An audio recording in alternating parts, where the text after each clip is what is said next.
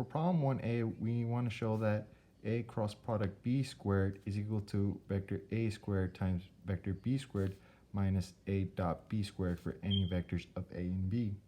Well, we know that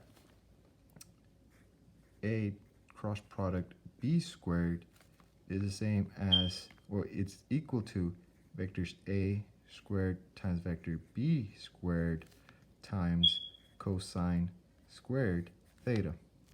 Similarly, a cross product b squared is equal to vector a squared times vector b squared sine squared theta.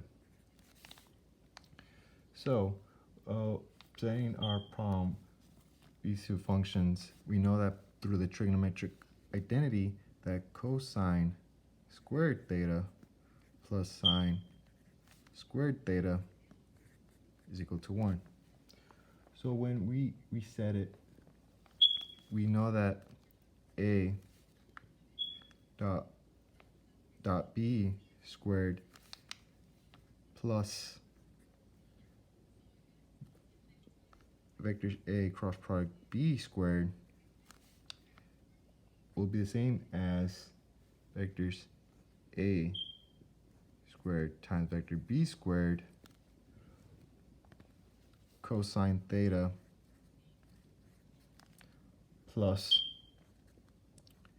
vectors a squared times vectors b squared sine squared theta. And when we combine them, it'll be the same as vectors a squared times vectors b squared times cosine squared theta plus sine squared theta.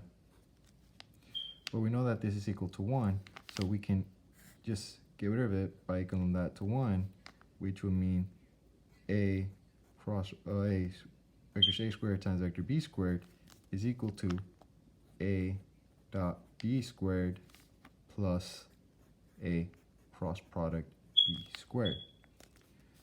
And we are told that we need to show that a cross product b squared is equal to a vectors a squared times vector b squared minus a dot b squared.